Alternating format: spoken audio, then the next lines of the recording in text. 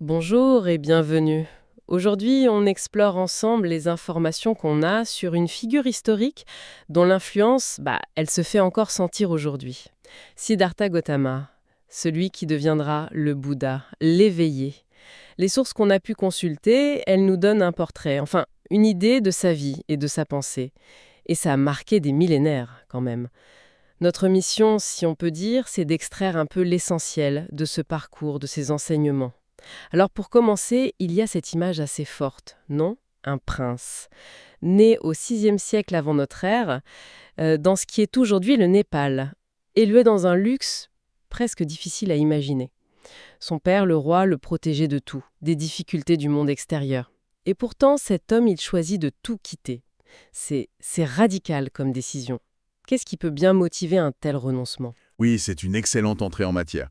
C'est vraiment le point de départ crucial. Les textes, ils nous dépeignent un jeune homme qui, malgré toute cette abondance matérielle, il ressentait une insatisfaction profonde, un questionnement existentiel qui était là, latent. Il cherchait à comprendre le vrai sens de la vie, quoi. Au-delà des plaisirs qui durent pas. Et c'est la confrontation directe avec les réalités de la vie humaine, le vieillissement, la maladie, la mort, qui a été le déclic. Mais comment ça s'est passé, cette confrontation-ci là? Il était censé être protégé de tout ça, non? Exactement. Il était très protégé. Mais les sources racontent qu'il a fait des sorties, un peu en cachette, hors du palais. Et c'est là qu'il a fait ce que la tradition appelle les 4 rencontres. D'abord, il voit un vieil homme, courbé par l'âge. Ensuite, un malade, qui souffre visiblement. Puis, un cortège funèbre. La mort, là, sous ses yeux, implacable. Ces 3 visions, elles lui montrent l'omniprésence de ce que les enseignements appelleront plus tard dukkha. Ce n'est pas juste la souffrance au sens où on l'entend, la douleur aiguë. C'est plus une insatisfaction fondamentale, liée à notre existence conditionnée. D'accord. 3 chocs, coup sur coup, qui remettent tout en question pour lui. Et la quatrième rencontre, c'était quoi? La 4e, c'était un ascète errant, un homme qui n'avait rien, matériellement parlant, mais il dégageait une sérénité profonde. Et cette rencontre, ça lui a montré qu'une autre voie était possible. Une voie de détachement, de paix intérieure, même au milieu des difficultés de la vie. C'est cette vision qui a vraiment semé la graine de sa propre quête, on peut dire. Donc ces expériences, elles marquent tellement qu'à 29 ans, il prend cette décision incroyable, abandonner sa vie de prince, sa richesse, son statut. Même sa femme et son jeune fils, il quitte le palais en secret. C'est ça, le grand départ. C'est fou comme audace. Absolument. Et c'est vraiment important de comprendre que ce n'est pas une fuite par désespoir, c'est le début d'une quête, très déterminée. Son but était clair, comprendre d'où vient cette insatisfaction universelle, cette dukkha, et surtout découvrir s'il y avait un moyen d'y échapper, pour de bon. Les sources nous disent qu'il a passé 6 ans ensuite à étudier avec des maîtres spirituels de l'époque, à expérimenter les méthodes qu'on proposait. Et parmi ces méthodes, il y avait des trucs assez intenses, si j'ai bien compris. Ah oui, tout à fait. Il s'est lancé dans l'ascétisme le plus extrême. Il a rejoint des groupes qui pratiquaient des mortifications très dures, des jeûnes très longs au point de risquer sa vie. La rétention du souffle, s'exposer au froid, au chaud. L'idée derrière tout ça, c'était que pour libérer l'esprit, il fallait dominer le corps, voire le nier complètement. Mais après ces années d'efforts surhumains, il se rend compte que ça mène nulle part. Ces pratiques extrêmes, ça l'a épuisé physiquement, mais ça ne lui a pas apporté la clarté qu'il cherchait. Il réalise que ni la vie de plaisir extrême, sa vie de prince, ni la privation extrême, ça ne marche. Et c'est là qu'arrive un moment clé. Il choisit ce qu'on appelle la voie du milieu. Et c'est avec cette nouvelle idée en tête qu'il s'assoit sous un figuier à Bodh Gaya, déterminé à méditer jusqu'à trouver la réponse. Oui, c'est le grand tournant. Exactement. Après une période de méditation très intense, très profonde, les traditions varient un peu sur la durée exacte, il aurait affronté ses propres démons intérieurs, ses peurs, ses doutes, ses désirs. Et là, il atteint l'éveil, le Bouddha.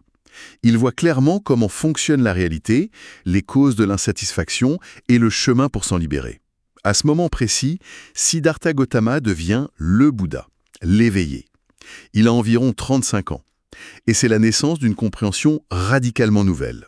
Une compréhension qu'il va passer les 45 années suivantes de sa vie à partager. Et c'est quoi le cœur de cet enseignement né de cet éveil christique? Les sources semblent assez claires là-dessus. Ce qui est assez remarquable, c'est que le noyau de cet enseignement, il est à la fois très structuré, très clair, et en même temps d'une profondeur qui invite à une transformation radicale de notre vision des choses. Oui, on retrouve partout cette référence aux 4 nobles vérités. C'est vraiment le fondement. Alors, pour les résumer simplement, premièrement, la réalité de l'insatisfaction, le dukkha.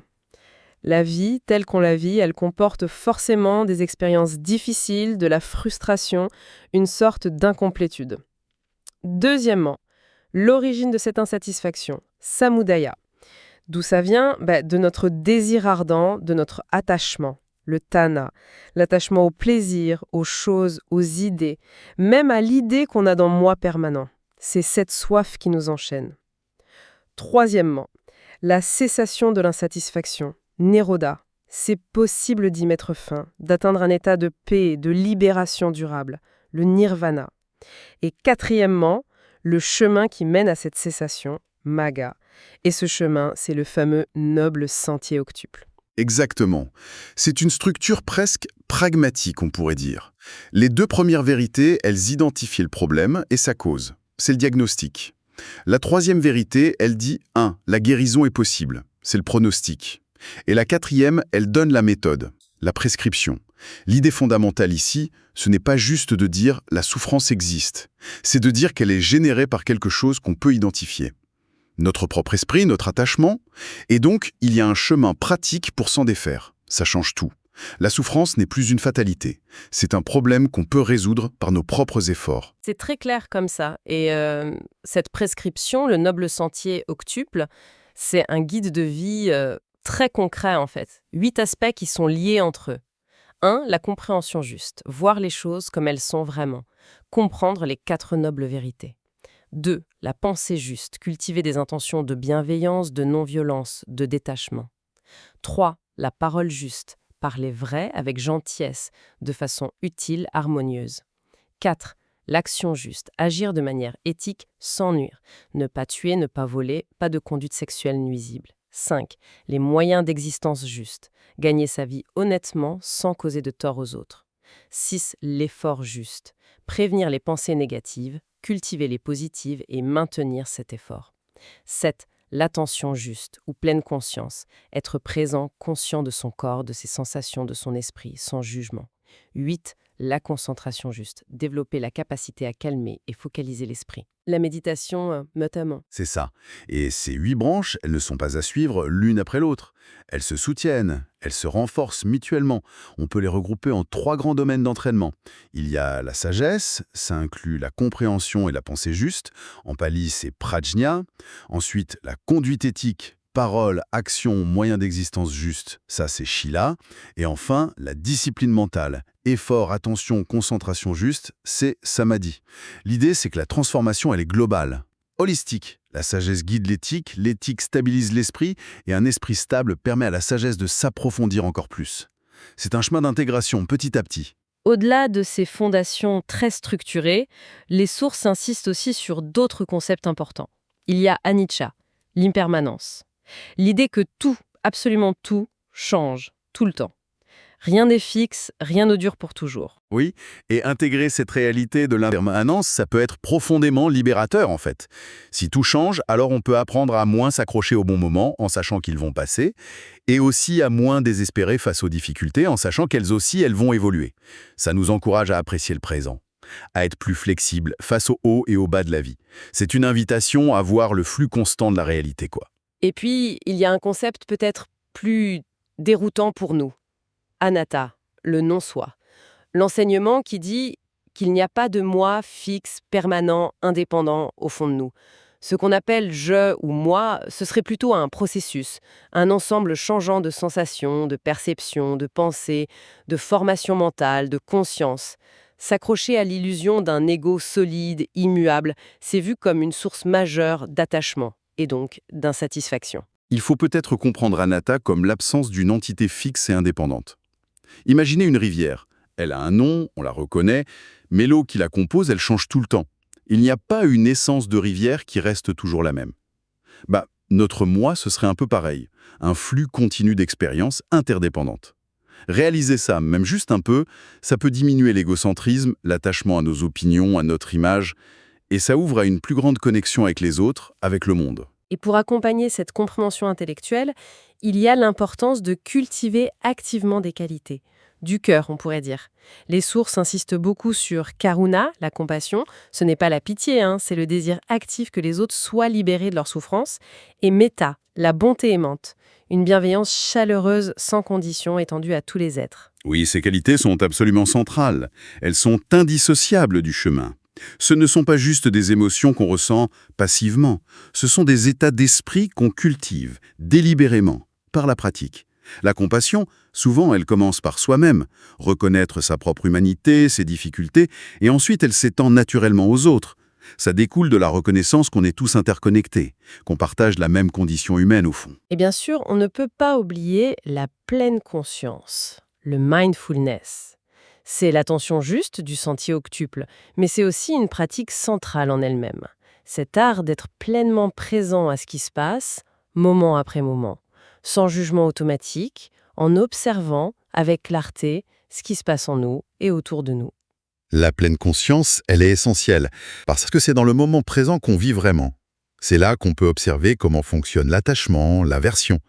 Et c'est là aussi qu'on peut choisir une réponse plus sage, plus compassive. Ça nous ancre dans la réalité. Ça nous sort des ruminations sur le passé ou des angoisses sur l'avenir. Ça nous amène d'ailleurs à nous questionner sur notre propre rapport au temps, à la présence, dans nos vies souvent très agitées. Après son éveil, le Bouddha, il n'a pas gardé cette découverte pour lui tout seul. Il a passé 45 ans à voyager, surtout dans la plaine du Gange, en Inde. Il enseignait sans relâche ce qu'il avait compris. Il parlait à tout le monde, sans distinction de caste ou d'origine. Il a fondé une communauté de disciples, la Sangha, pour préserver et transmettre ses enseignements. Son approche était très pragmatique, adaptée à son auditoire. Il utilisait des histoires, des métaphores, des dialogues pour que ses idées soient accessibles. Et il insistait sur le fait qu'il était un guide humain. Il montrait un chemin. Ce n'était pas un dieu qui exigeait une foi aveugle. La libération, disait-il, elle dépend des efforts personnels de chacun. Les sources racontent sa mort paisible, son parinirvana, l'extinction finale, la libération complète du cycle des renaissances. Il avait 80 ans, c'était à Kushinagar. Ses derniers mots à ses disciples seraient été un encouragement. Œuvrez à votre propre libération avec diligence. L'héritage qu'il a laissé est immense, c'est clair. Le bouddhisme, qui vient de ses enseignements, s'est répandu partout en Asie, puis dans le monde entier. Il s'est diversifié en plein d'écoles, de traditions différentes adaptées aux cultures locales.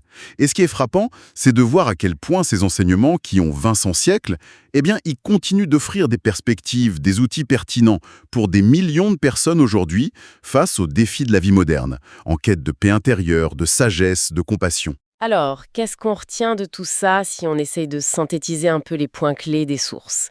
Le message central, ça semble être que la quête du bonheur durable, elle ne passe pas par l'accumulation extérieure, la richesse, le pouvoir, les plaisirs, mais plutôt par une transformation intérieure, radicale. Tout à fait.